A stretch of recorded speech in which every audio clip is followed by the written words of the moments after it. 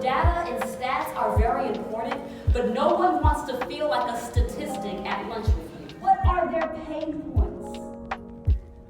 Where are the places where they are so under the gun, where they feel like life has beaten them up, that if you were to offer a lifeline to that area of their lives, they would feel rejuvenated. They would feel We have a lot of people walking around with really deep pain points, and the folks that they were taught are supposed to respond to those pain points, which are preachers, which are most of the folks in this room, are not responding to those pain points because they're trying to figure out how to get what they can get out of their members instead of how to actually care for and be a shepherd towards their members. And so we strip people of their gifts and we strip people of what they can give, and we leave them broken and move on to the next person who's no longer been damaged by the same place that damaged the former person. And communicate with them in story form. This is one of the most helpful tips that I can offer you. People have heard data, they know what your church is about, they know when you meet, they know all of that. What they don't know are the stories of the people in your church that make your church who it is. Those are the things that you can't translate to people who aren't there without telling them. But you've got to find people who know your context. And I would say that that is one of the biggest reasons why millennials are stopping coming inside of the doors of these churches. It's really important contextually, if you are serving Black and brown people, to find Black and brown research. You're distinguishing between the legacy of Calhoun and Jefferson and Washington. Why do you think Yale even named a college after Calhoun? Surely they knew, because he was not a quiet guy. It was all pretty much up front with him. Surely they knew who he was. Why did they name it? I'm sure they did know. And, you know, it's 2017. I know the conversation that we're in now, which is we can look at our legacy, we can look at our history, we can make decisions based on who we are now as Yale University. And that's what the administration has done. So you don't have any thought about why they would put up Calhoun as a guy worthy of having a college named after him? You don't know? I have a lot of questions about decisions that have been made before 2017. So let's turn to the Black Panthers. I can't go anywhere without being a representation, without educating my faculty, without educating my administration. I'm on more committees than I can name, and it's always, oh, we want to learn from you. We want to have this experience to learn from you. And to expect the marginalized to take on the burden of teaching those that are being paid to do it is the epitome of privilege. God, we pray that you would just continue to preserve the lives of those who are putting themselves on the front lines of this movement, Lord God. We pray that you will bring about change. We pray that you will show each of us what our role is. As DeRay already said, it may not be on the front lines, but it may be talking to someone who we know who has influence. It may be sharing money, it may be sharing time, it may be writing academic discourse. But I pray that you would just show each of us how we can move forward in Christian love. So God, we thank you for this opportunity. In Jesus' name. Black people have been conditioned not to love each other. We've been conditioned to be in opposition to each other. We've been conditioned to think that only one of us can win, only one of us can thrive. Even going back to slavery, they would separate the man from the woman, the family from each other. So to choose Black love, to choose to love each other is a radical act. To choose to love each other is radical.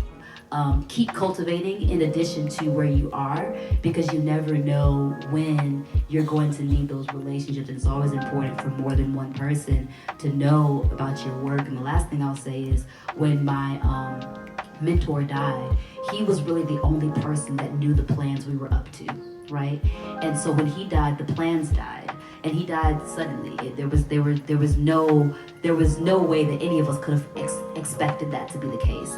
And so after he passed, after I grieved, and I grieved him pretty hard, but after I started to think about that season of my life, I realized I made a promise to myself that I would never work in isolation again. And so now I have a rule for myself that when I'm talking big ideas, I make sure that there's 2 or 3 people at the table, so that if in the event that person who is my advocate for whatever reason is no longer in the space, whatever I'm working on doesn't die with them.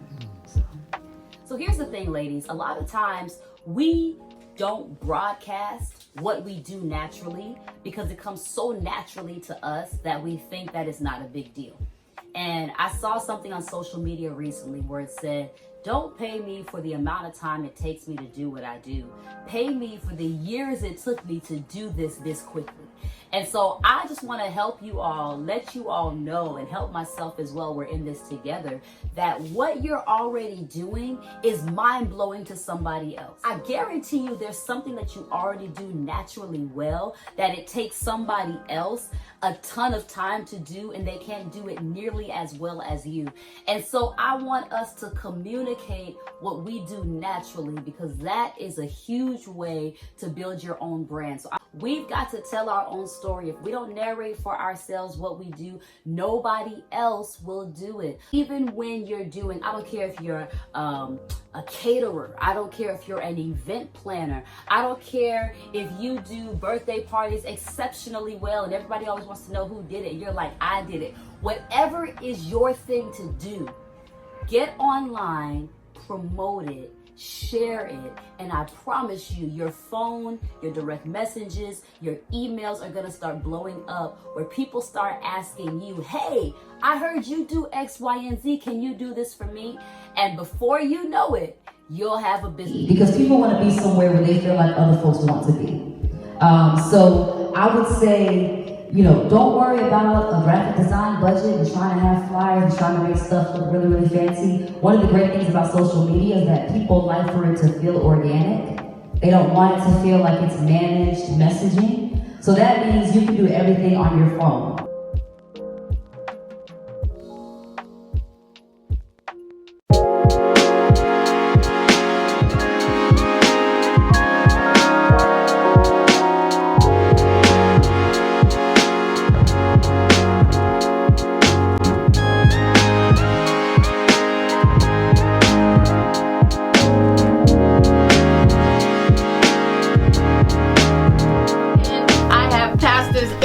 And Gabby Wilkes here, and they are from the Double Love Experience Church.